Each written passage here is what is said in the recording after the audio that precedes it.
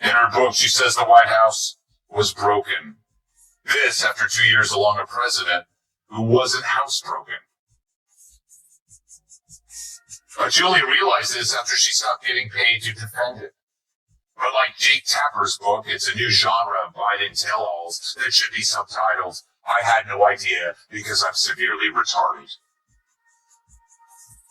The moment Greg and Megyn stepped into the press room, the whole place shifted into something almost unbelievable. Greg couldn't resist tossing out sharp one-liners, keeping the mood light but pointed. Megyn answered questions with rapid precision, her words quick and focused, leaving no room for confusion. And Karine, she looked completely thrown off. She blinked again and again, like someone had finally asked a question that actually mattered, and suddenly, the carefully prepared lines she relied on seemed to crumble right in front of everyone. Megyn Kellys of the world, who have literally voted until this last election, which put me over the edge on voting more for Republicans. But literally, now I voted in 9 presidential elections. God, I'm getting old.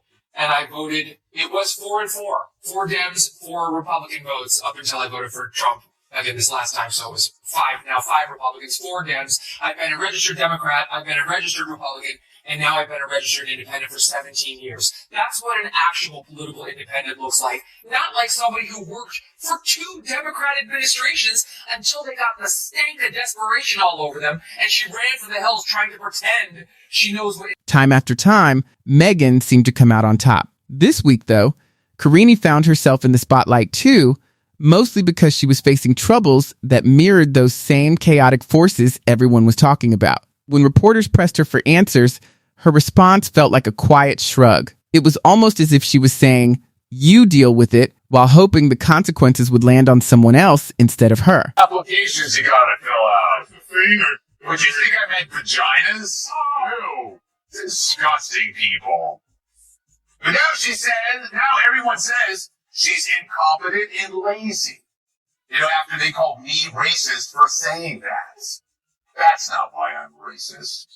Nope. Karine looked utterly confused, as if she were trying to solve a tough equation while being chased by a swarm of bees. Greg only added to the chaos, donning his sarcastic grin and transforming the scene into a comedic spectacle. She didn't even have to raise her voice for the absurdity to become obvious. But really, they're just jealous. These colleagues also played along with the hoax, saying that Joe was doing 75 one-arm push-ups while finishing the New York Times crossword puzzle all before breakfast.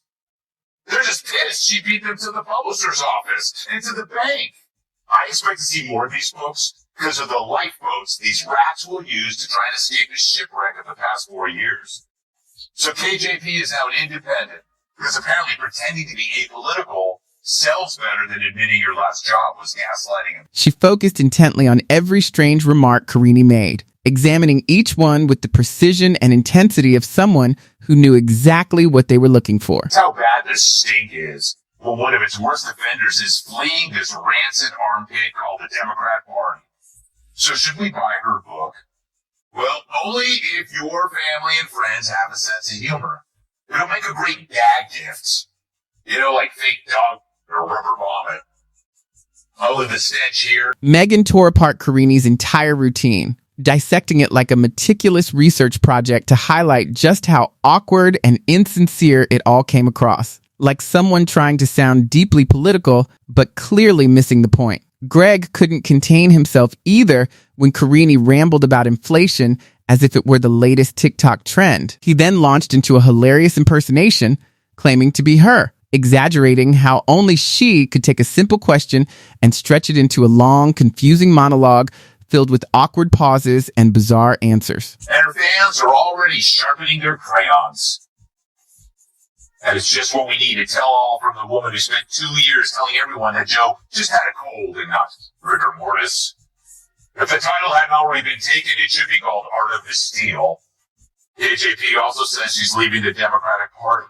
I say God bless her. Not many people have the patience to wait in a line that long. Critics are increasingly poking fun at the now famous line, "The president has been clear," often linked to Karine Jean-Pierre, turning it into a punchline rather than a serious policy statement. One report noted that instead of offering reassurance, the phrase became just another blunder, fueling late-night jokes. Megyn Kelly and other commentators used biting humor to underline their frustration with the repetitive messaging. Greg Gutfeld took it even further, satirizing what he called scripted repetition by creating a sketch featuring a goldfish in a suit. Through this hilarious bit, he showed how political statements can quickly become viral comedy, blurring the line between media critique and entertainment and leaving his audience laughing while the clip spread widely online.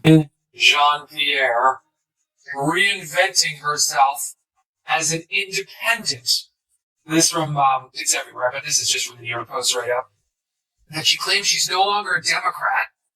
She's coming out with a book, a memoir, hyping, says the New York Post, a, quote, broken Biden administration. They go on to say that it's a tell-all she's working on now, and it's going to be a look inside. Independent is the name of it. A look inside a broken White House outside the party lines, due in October.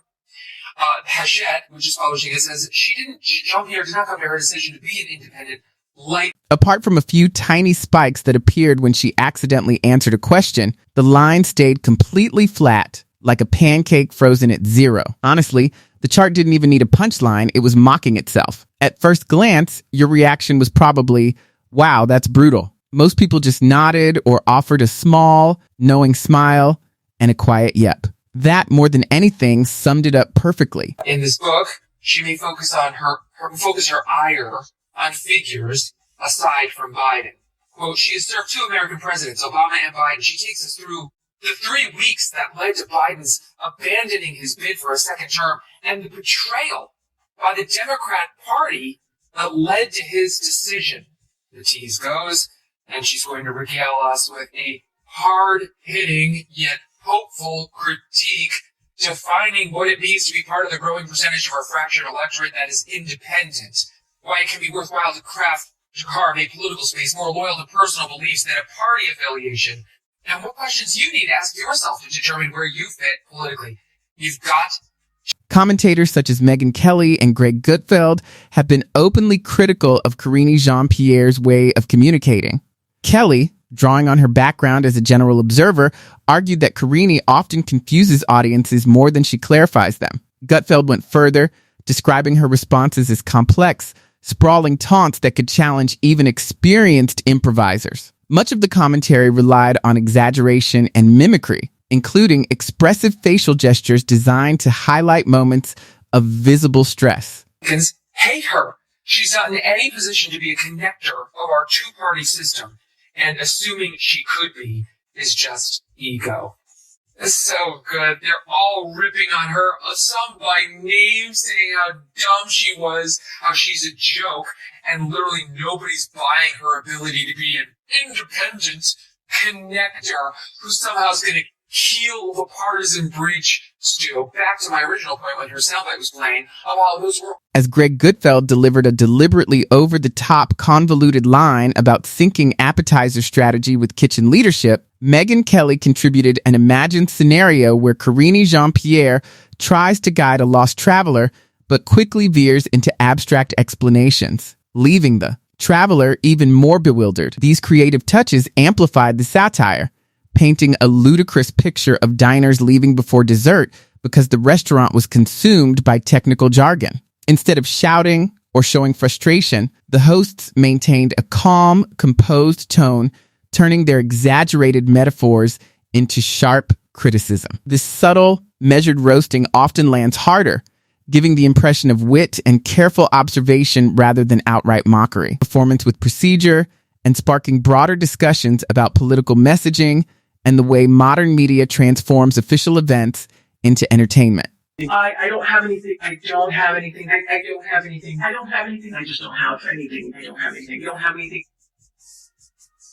Okay, we could have kept going, because let's not forget when he thought that the dead congresswoman was alive. Where's Jackie?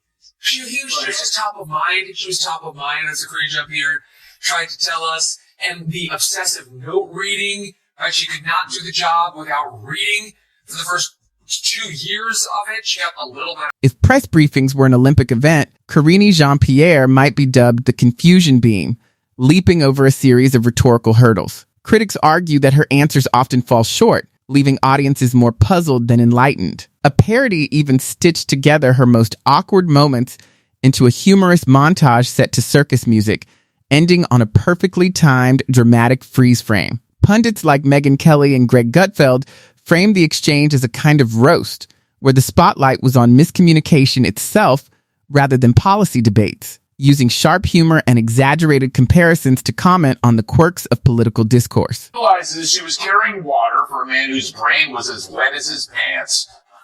Remember, this is the same broad who stared America in the face and said this. Comments were made in that report about that, obviously about his memory that we don't believe lives in reality. 80's the new 40. Didn't you hear? He is as sharp as ever. They are cheap fakes video. They are done in bad faith, and it's not true, right? The president wasn't laundering. Is anyone in the White House hiding information about the president's health or his ability to do the job day to day? Absolutely not. He's the president of the United States. I can't even keep up with him. Commentators like Megyn Kelly and Greg Gutfeld framed Karine Jean-Pierre as the centerpiece of a playful, dinner party-style critique, pairing her evasive or convoluted answers with witty, humorous commentary rather than personal attacks. They highlighted absurdities like writing simple phrases incorrectly, turning routine press briefings into puzzling riddles, and imagining audiences responding to confusing statements with shared bewilderment and laughter. A recurring gag envisions future briefings where answers stay cautious or non-committal, keeping the satire ongoing while underscoring that the intent is parody, not provocation.